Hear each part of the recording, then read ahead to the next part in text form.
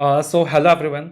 So finally audit के exams आ चुके हैं एंड मैं सी ए सानिध्य सराफ आपको गाइड करने वाला हूँ कि जो 3 दिन की छुट्टी मिली है ना आपको इस बार, आप किस तरीके से उसको बेस्ट तरीके से यूटिलाइज कर सकते हो और ऑडिट का जो प्रिपरेशन है किस तरीके से उसको नेक्स्ट लेवल पे लेके जा सकते हो। ठीक है ना। अगेन एक चीज़ आपको क्लैरिफाई कर दूं कि सर ये जो गाइडेंस प्लान है ये उन सारे स्टूडेंट्स के लिए है जो गाइडेंस ढूंढ रहे हैं। अगर कुछ बच्चे ऐसे हैं कि सर ऑलरेडी उन लोगों ने अपने प्लान्स बना रखे हैं एंड यू फील कि आपने जो खुद के प्लान्स बनाए हैं that is very good, that is very nice, तो अकॉर्डिंगली आप क्या कर सकते हो सर, अपने खुद के प्लान्स फॉलो कर सकते हो। बट आपको लगता है कि यार आप कंफ्यूज हैं, आपको सर्टेनिटी नहीं है किस तरीके का प्लानर आप फॉलो कर सकते हो, देन आप ये प्लानर फॉलो कर सकते हो that I have made based on all the experiences. ठीक है। तो इस प्लानर के अंदर आप देखोगे कि आपके लिए प्रिपरेशन थोड़ा इजी हो गया है। जो सीक्वेंसिंग मैं आपको दूंगा that is a logical sequencing of preparation that is going to make things simple for you. मैं बहुत ज्यादा वक्त नहीं लूंगा आपका बिकॉज आई अंडरस्टैंड कि अभी टाइम बहुत प्रेशियस है, तो ऐसा नहीं है कि इसी वीडियो में बहुत टाइम लगा दूं आपका। शॉर्ट में आपको बताने वाला हूं सारी चीजें। ठीक है। तो देखना, सबसे पहले जो मेन टाइम अपने पास है वो 12, 13, 14 मई का है। 11 मई को भी अपने पास टाइम है, 14, 15 मई को भी अपने पास टाइम है, बट थोड़ा थोड़ा टाइम है। 11 में वो दिन होगा कि आप थक के आ रहे हो, आपके पास कम टाइम है, 4-5 घंटे आप पढ़ सकते हो। 12-13 में वो मेन दिन है जिस दिन आप क्या कर सकते हो, अच्छे से प्रिपेयर कर सकते हो। और 15 में आपका एग्जाम डे रहने वाला है। तो ओवरऑल अगर असेसमेंट करें, एक कंजर्वेटिव साइड में पकड़ें कि यार मिनिमम एक बच्चा इतना पकड़ लेगा, आप पढ़ लेगा। आप ज़्यादा पढ़ सकते हो, आपके ऊपर है, मैंने मिनिमम पकड़ा है कि मिनिमम एक बच्चा कितना पढ़ लेगा। तो 11 मई को मैं मान के चल रहा हूँ कि आप 5 घंटे पढ़ लोगे। 5 घंटे से ज़्यादा मैंने पकड़ा नहीं है क्योंकि यार थके हुए रहोगे एनीवेज, एग्जाम ऑलरेडी देकर आ रहे होगे, टायर्ड रहोगे, है ना। घर आकर थोड़ा सा रेस्ट करोगे, फिर उठ के मैं भी 7 बजे से पढ़ना स्टार्ट करोगे, 12-1 बजे तक पढ़ सकते हो। तो 5 घंटे का मैंने 11 मई का कंसिडर किया है।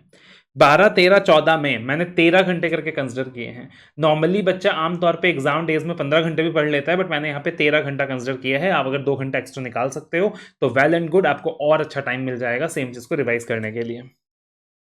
और 15 में एग्जाम डे का मैंने 6 घंटे का कैलकुलेशन रखा है, यानी कुल मिलाकर 50 घंटे का एलोकेशन मैंने आपके लिए दिया है फॉर दिस पार्टिकुलर सब्जेक्ट। ठीक है। अब देखिएगा सर, हर चैप्टर का जो आप रिवीजन करोगे, आपके जो भी टीचर के कॉन्सेप्ट नोट्स हैं, आपने मुझसे क्लासेस ली है, मेरे कॉन्सेप्ट नोट्स, आपने जिस भी टीचर की क्लासेस ली है उनके कॉन्सेप्ट नोट्स, आपने उसको यूज करना है। और साथ में खाली आईसीआई का जो स्टडी मैट है ना, आईसीआई ने अपने स्टडी मटेरियल में हर चैप्टर के एंड में क्वेश्चंस दे रखा है। इंटीग्रेटेड केस लॉ क्वेश्चंस भी दे रखे हैं, डिस्क्रिप्टिव भी दे रखा है। एटलीस्ट उन क्वेश्चंस को आप साथ साथ रेफर करोगे और कुछ नहीं हो पाएगा एग्जाम डे में, आई टोटली अंडरस्टैंड। तो सिर्फ आईसीआई के स्टडी मैट में जो क्वेश्चंस आप उनको रेफर करोगे। और अगर किसी बच्चे ने अपना टीचर का कॉम्प्रिहेंसिव क्वेश्चन बैंक पहले से किया हुआ है और उसमें टेक्निकल क्वेश्चंस मार्क कर रखे हैं, तो ऑल्टरनेटिवली आप वो मार्क्ड क्वेश्चंस भी देख सकते हो। और अगर आपको आईसीआई के स्टडी मैट में डूबने का मन नहीं है, तो अकॉर्डिंगली मैंने आपको आईसीआई स्टडी मैट के कंसोलिडेटेड फाइल भी प्रोवाइड किया हुआ है that you can download. Link मैं डिस्क्रिप्शन में शेयर कर रहा हूं आपके साथ, ठीक है ना। तो अकॉर्डिंगली आप वो फाइल भी डाउनलोड कर सकते हो, वहां से भी क्वेश्चन यूज कर सकते हो।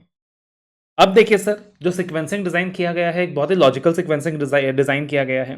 सबसे पहले 11 मई को आपके पास टाइम रहेगा लिमिटेड, 4 से 5 घंटे का समय रहेगा, उससे ज़्यादा रहेगा नहीं। तो अकॉर्डिंगली मैंने यहाँ पे जो 2 सबसे आसान चैप्टर्स है वो इंक्लूड करा है ऑडिट का, जिसका मार्क्स का वेटेज भी है, चैप्टर्स भी आसान है। Chapter 1 nature objective of audit and chapter number 11 that is ethics and independence. ठीक है। मेरे बुक में चैप्टर नंबर 2 है ethics independence, ICS study mat में चैप्टर नंबर 11 है। तो ये 2 चैप्टर्स आप कर लीजिए, ज्यादा कुछ मत कीजिए। और इन 2 चैप्टर्स के साथ साथ आप देखोगे कि आपके 4 स्टैंडर्ड्स भी हो जाएंगे, एसक्यूसी, एसेट 200, 210, 220। जो मेरे बच्चे हैं जिन्होंने मुझसे क्लासेस ली है, तो हमारे क्लासेस में मैंने स्टैंडर्ड्स का सीक्वेंसिंग थोड़ा अलग रखा है, चैप्टर से अलग रखा है। तो आप भी मेक श्योर करेंगे कि आप चैप्टर 1, चैप्टर 11, ये जो 2 चैप्टर्स हैं इनके साथ ये 4 स्टैंडर्ड्स भी कर लेंगे, SQC, asset 200, asset 210, 220। Okay sir. फिर 12th में की बात आई, तो 12th में को आपका जो प्रिपरेशन का साइकिल रहेगा वो किस तरीके से रहेगा। मैंने इस तरीके से कुछ प्लान आउट नहीं किया कि सुबह इतने बजे उठोगे, इतने देर तक पढ़ोगे, बिकॉज हर बच्चे का अपना खुद का शेड्यूल होता है। मैंने ओवरऑल एलोकेशन दिया आपको। तो लगभग 6 घंटे लगा करना आप ऑडिट रिपोर्ट का चैप्टर सबसे पहले खत्म कर लोगे। Very important for exam and again short रहेगा कि वहां से मार्क्स आना ही आना है। तो पहले ऑडिट रिपोर्ट का एक चैप्टर कंप्लीट कर लीजिए। तो जब आप ऑडिट रिपोर्ट का चैप्टर खत्म करोगे तो ऐसे 700, 701, 705, 706, कारो 2020, सेक्शन 143, ये सारे टॉपिक्स भी साथ में हो जाएंगे।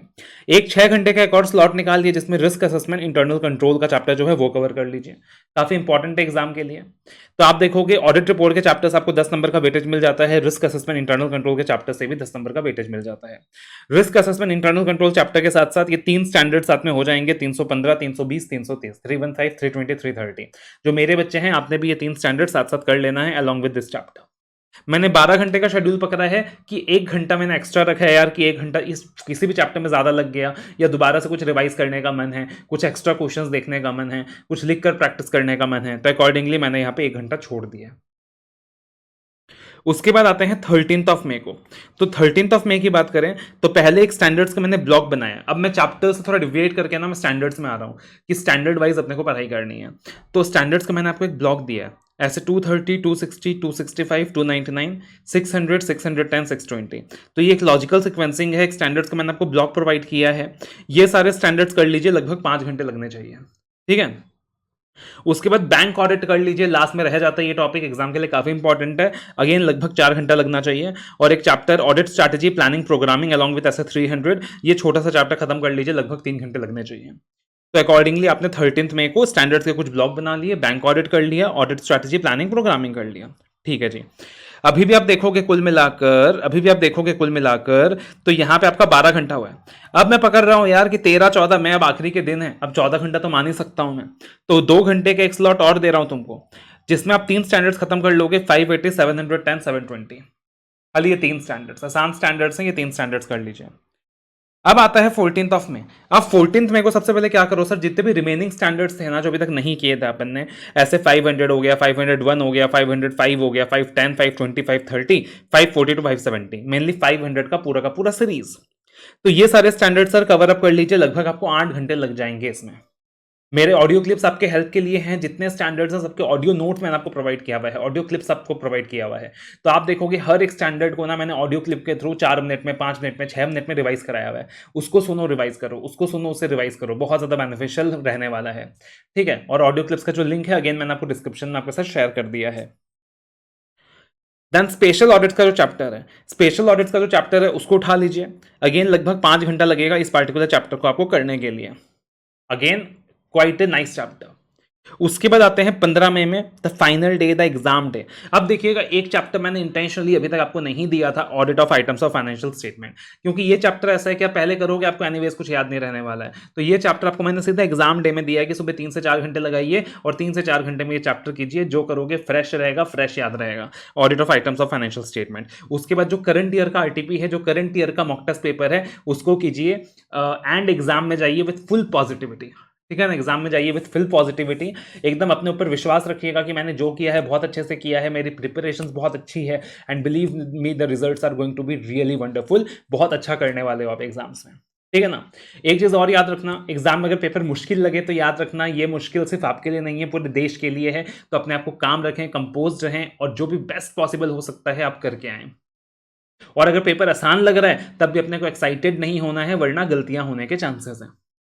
तो अपने ऊपर फेथ रखो, कॉन्फिडेंस रखो, just go for it guys, and believe me you are going to do wonders. Time है, सफिशिएंट टाइम है आपके पास, 3 घंटे में आराम से रिवाइज कर सकते हो, क्वेश्चंस की प्रैक्टिस कर सकते हो।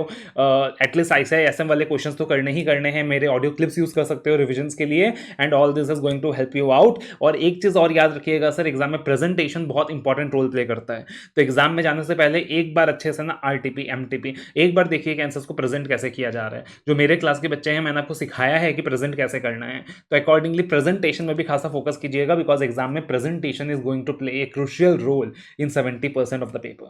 All the very best. Love you all. Take care.